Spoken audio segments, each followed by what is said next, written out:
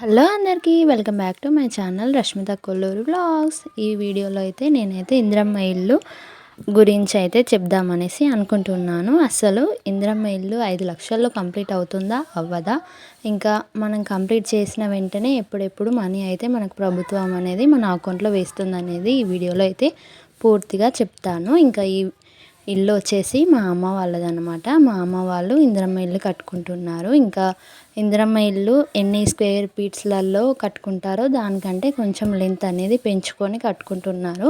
ఎందుకంటే ఇల్లు అనేది లైఫ్లో ఒక్కసారే కట్టుకోగలుగుతాం కదా, అందుకని మనం ఫస్టే గట్టి నిర్ణయం తీసుకొని ఇల్లు అయితే స్టార్ట్ చేసుకోవాలి. ఎందుకంటే మనం స్టార్ట్ చేసిన తర్వాత ఎంత ఎక్కువ అవుతాయో తక్కువ అవుతాయో మనీ అనేది మనకు తెలియదు కదా. ఇంకా ఇల్లు స్టార్ట్ చేస్తే మనీ అయిపోతూనే ఉంటాయి, ఎన్నో ఖర్చు అవుతుంటాయి. చిన్న చిన్న వాటికి కూడా ఎక్కువ మనీ అయితే అవుతూ ఉంటాయి.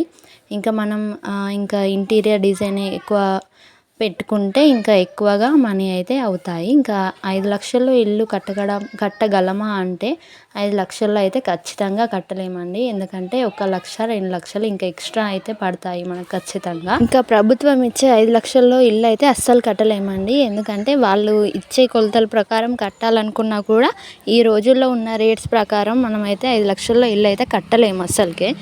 ఇంకా కొంచెం మనం పెద్దగా పెంచుకోవాలనుకుంటే ఇంకా చాలానే డబ్బులు అయితే పడతాయి. ఇంకా ఈ డిజైన్ అయితే మా వాళ్ళు అయితే కొత్తగా పెట్టించుకున్నారు ఇంటీరియర్లో. ఇంకా పిఓపి ఇంకా సీలింగ్ అన్నీ కంప్లీట్ అయితే చేస్తున్నారు. ఇంకా కొంచెం పని అయితే చాలానే ఉంది. ఇంకా డోర్స్ పెట్టాలి, విండోస్ పెట్టాలి, ఇంకా పాలిష్ చేపియాలి గచ్చుకి, ఇంకా చాలా ఉన్నాయి. ఇంకా ప్రభుత్వం అయితే మనకు డబ్బులు ఎప్పుడెప్పుడు వేస్తుందనేసి చెప్పాలనుకుంటున్నాను. ఫస్ట్ అయితే మనమైతే బేస్మెంట్ లెవెల్ పిల్లర్స్ అయితే ఫస్ట్ స్టార్ట్ చేస్తాం కదా. పిల్లర్స్ స్టార్ట్ చేసిన తర్వాత 1 లక్ష అయితే పడతాయి. ఇంకా ఈ డబ్బులు అనేవి మనం అమ్మ వాళ్ళు ఉంటారు కదా, అంటే ఇంట్లో లేడీస్ ఉంటారు కదా, వాళ్ళ పేరు మీద వాళ్ళ అకౌంట్లలో వాళ్ళ బ్యాంక్ అకౌంట్లలోనే మాత్రమే పడతాయి. ఇంకా ఇల్లు అయితే పిల్లర్ల లెవెల్ వచ్చాక మనకైతే ఫస్ట్ 1 లాక్ అయితే పడతాయి. ఇంకా పిల్లర్లు కంప్లీట్ అయిన తర్వాత అడ్డం భీములు ఉంటాయి కదా, అంటే పిల్లర్లకు మధ్యలో అడ్డం భీములు ఉంటాయి కదా, అవి కంప్లీట్ చేశాక ఇంకొక 1 లక్ష అయితే పడతాయి మన అకౌంట్లో.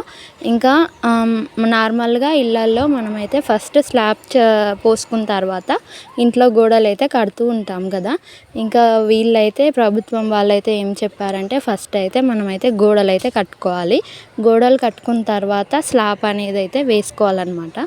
వాళ్ళ రూల్స్ ప్రకారం అట్లాగా ఇచ్చారు. అట్లా మనం ఫస్ట్ గోడలు కట్టుకున్న తర్వాత స్లాబ్ పోసుకోవాలి. ఫస్ట్ గోడల లెవెల్ అయ్యాక 1 లక్ష అయితే, గోడల లెవెల్ కాదు, ఇంకా గోడలు కంప్లీట్ అయ్యాక స్లాబ్ ఉంటుంది కదా, స్లాబ్ పడేటప్పుడు అయితే మనకైతే 2 లక్షలు అనేవి మన అకౌంట్లో అయితే పడతాయి. ఇంకా మొత్తం ఇల్లు మొత్తం కంప్లీట్ అయ్యి పెయింటింగ్ అయిపోయి ఇంకా వాష్రూమ్స్ కూడా అన్నీ కంప్లీట్ అయిన తర్వాత ఇంకొక 1 లక్ష అయితే పడతాయి అన్నమాట.